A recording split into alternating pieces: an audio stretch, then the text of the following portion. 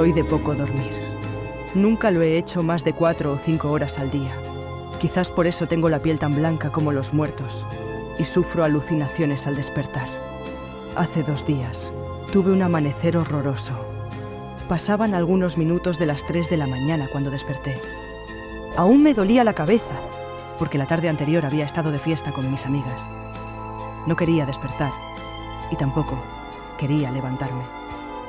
Simplemente me quedé acostada con los ojos cerrados, intentando reconciliar el sueño.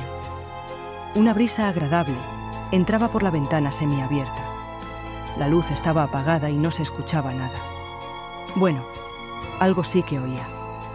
Era un sonido suave y repetitivo, como el rozar de pies desnudos sobre el parqué de mi habitación. Encendí la luz y fijé la mirada en el rincón oscuro del que procedían los ruidos. En ese momento, noté cómo algo apretaba mi garganta y me dejaba sin aliento. No podía respirar y el corazón se me aceleró como si fuera a explotar, porque allí, en la penumbra del rincón, estaba yo misma, sentada en una silla y garabateando algo en unos papeles de la mesa. Me seguía faltando el aire. Quería gritar y tampoco podía. Entonces, mi doble dejó de escribir. Se levantó de la silla, se acercó y con una mueca de odio señaló los papeles sobre la mesa. Pareció que me maldecía y se difuminó en el aire, como si fuera humo. Desapareció la presión en mi cuello y pude volver a respirar. Mis pulmones se llenaron de aire y me puse en pie. Me acerqué a la mesa, recogí los papeles y leí lo que había escrito mi doble. Tú no eres Carmen, devuélveme mi cuerpo, maldita. No podía ser, pero lo que parecía una ilusión me había dejado pruebas físicas de que era real. Y yo, por supuesto, estaba aterrada. No quería quedarme sin hacer nada. Y en cuanto amaneció, me subí al autobús y fui a casa de mi madre en Granada. Ella estaba vestida, había desayunado y me esperaba cómodamente sentada en su butaca favorita, como si estuviera esperando mi llegada. Me abrió la puerta, me miró con asombro simulado y me invitó a entrar. Seguramente se imaginaba lo que había pasado esa noche, porque la veía más nerviosa de lo habitual. Ella, que nunca fumaba hasta el almuerzo, ya había encendido su tercer cigarrillo a las 9 de la mañana. Me invitó a un café, se sirvió otro. Con la voz temblorosa, preguntó: ¿Qué ocurre, Carmencita? Cuéntame lo que ha pasado. Vi que le temblaban las manos y que apenas podía sostener la taza sin derramarla. Ella me preguntaba, pero sabía la respuesta. Miré su cara sudorosa e insegura y me di cuenta que ella habría deseado que le dijera que había suspendido derecho romano, que había roto con mi novia o incluso que había ardido mi casa. Cualquier cosa era mejor que lo que iba a preguntarle. No podía complacerla. Tenía que contarle lo que me había ocurrido. Así que le expliqué lo que había pasado y le hablé de la nota que había escrito la otra Carmen. Inclinó la cabeza para que no pudiera ver su rostro, pero yo sabía que estaba llorando. Me señaló la puerta y me ordenó que me marchara, que todo había sido una pesadilla y que no me preocupara por eso. No podía dejar que esto terminara así. Me levanté y por primera vez en mi vida traté de forma violenta a mi madre. Con una mano, la agarré del brazo para que no se marchara y con la otra, levanté su cabeza para obligarla a mirarme la cara. Tenía los ojos rojos por el llanto. Suspiró y me dijo que me sentara. Me senté y ella se dejó caer en el sofá. Con la voz entrecortada me contó: Tú no te acuerdas, pero tenías un hermano mellizo. Me quedé con la boca abierta al escuchar eso. Pero lo que siguió era aún más sorprendente. No pienses que no lo recuerdas, porque murió pronto. Tu hermano, que se llamaba Juan, vivió más de 9 años. Aunque era un niño, era de aspecto afeminado y se parecía sorprendentemente a ti. Era una persona delicada y sensible, con cara de muñeca. A él le gustaba jugar a las casitas, se dejó el pelo largo y solo quería estar con otras niñas. Era tan femenino que incluso a mí me costaba trabajo distinguiros. Y además jugabais a haceros pasar la una por el otro. Tú decías que eras Juan y él decía que era Carmen. Incluso os cambiabais de ropa para engañarnos. Pero Juan tenía un grave defecto físico. Había nacido con un corazón más pequeño y le costaba trabajo andar, siempre estaba cansado y eso hizo que padeciera depresiones clínicas. Todos los días me contaba que sufría más de lo que podía soportar y que deseaba morir. Mañana se cumplen exactamente 10 años del día en el que tu hermanito se ahorcó en tu habitación. Sabía que era verdad lo que contaba mi madre. Lo sabía porque solo la verdad podía causar tanto dolor. Volvía a dolerme la cabeza. No entendía nada. Todo carecía de sentido. Pero ¿por qué yo no me acuerdo de eso, mamá? Hija mía, tú sufriste más que nadie. Estabas muy unida a tu hermanito. No parabas de llorar cuando murió y decías una y otra vez que era culpa tuya lo que había pasado. Papá y yo temíamos que repitieras lo que hizo tu hermano. Así que te sometimos a sesiones hipnóticas y te trataron los mejores psiquiatras para que olvidaras que habías tenido un hermano que se había suicidado. Pero como siempre he temido, tu hermano ha vuelto para reclamar lo que es suyo. era el 10º aniversario de la muerte de mi hermano y sabía que su espectro vendría a visitarme. Y lo hizo. Apenas se habían cumplido las 3:30 de la mañana, la hora en que se ahorcó mi hermano. Recuerdo que me había puesto en pie y estaba preparada para huir si aparecía su espectro.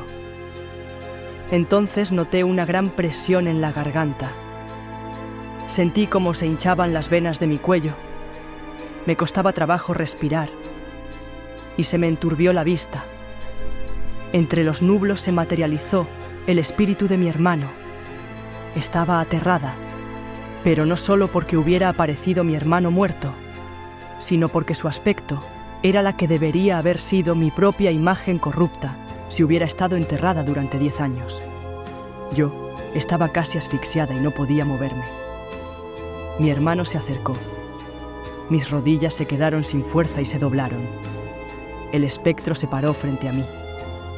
Pero no caí al suelo. Algo me mantenía erguida apretando mi garganta. Mi hermano sonrió. Miré hacia arriba y vi una cuerda liada a mi cuello y atada al techo. Los ojos de mi hermano no eran oscuros, eran negros como el infierno. Estiró la mano y me tocó la frente mientras decía: Me robaste el cuerpo.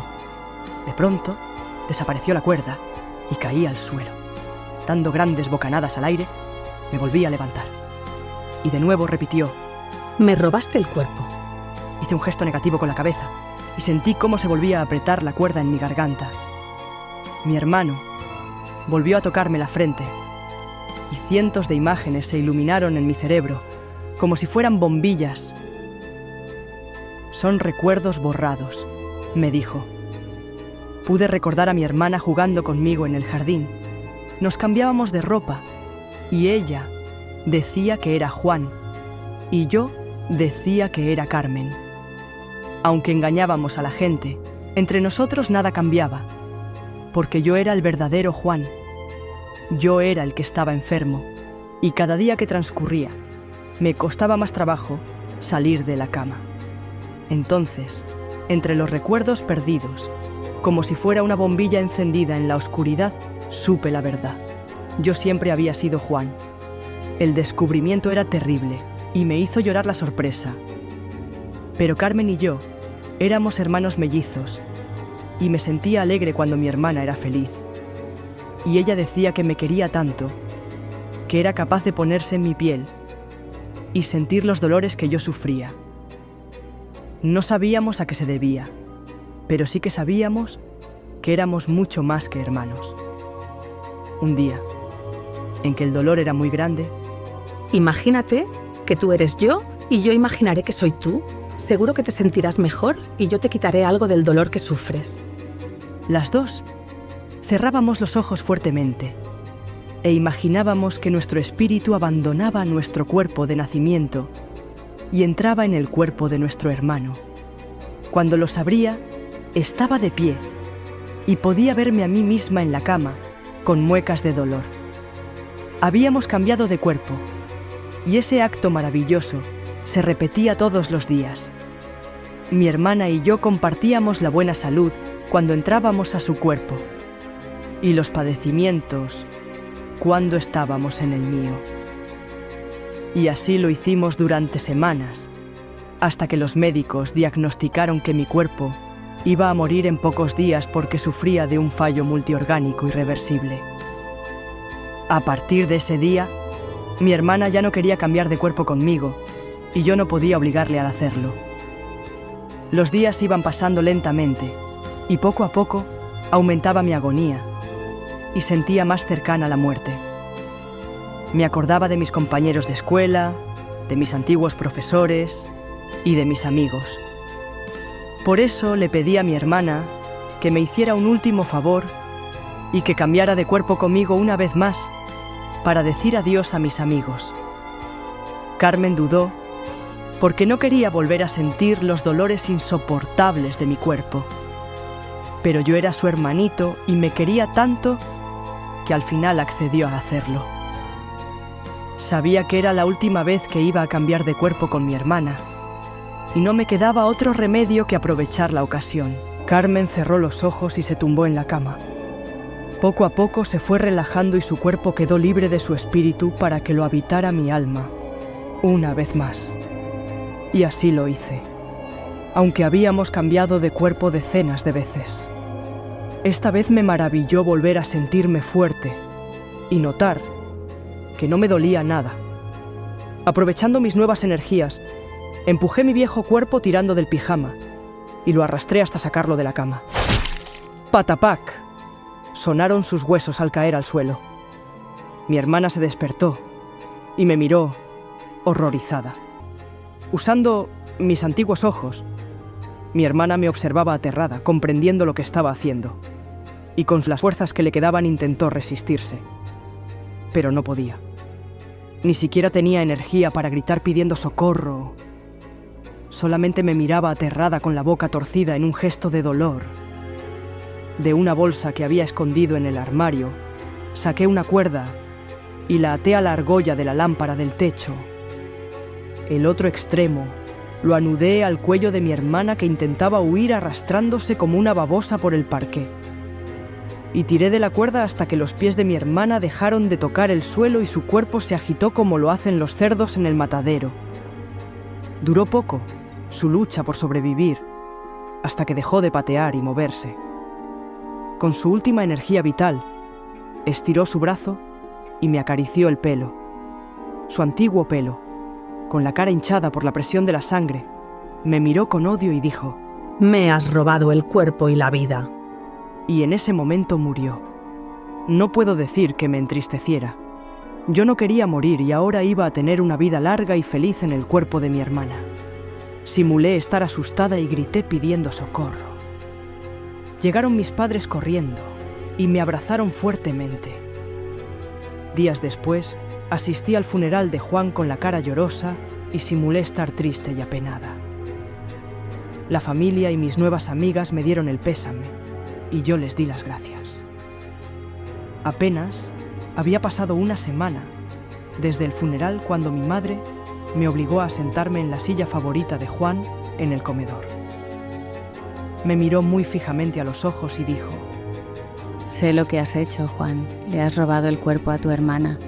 No te preocupes, solo podía sobrevivir uno y tú eres el más fuerte. Ahora eres Carmen y lo serás hasta que tu hermana vuelva para vengarse. Porque, no lo dudes, tu hermana volverá y reclamará lo que es suyo. Había pasado 10 años desde que tuve la charla con mi madre. Me habían tratado psicólogos y médicos, me habían atiborrado de pastillas y me habían hipnotizado para que olvidara lo que le había hecho. Pero mi hermana iba a volver. En la noche del 10º aniversario de su muerte, mi hermanita volvió para reclamar lo que era suyo.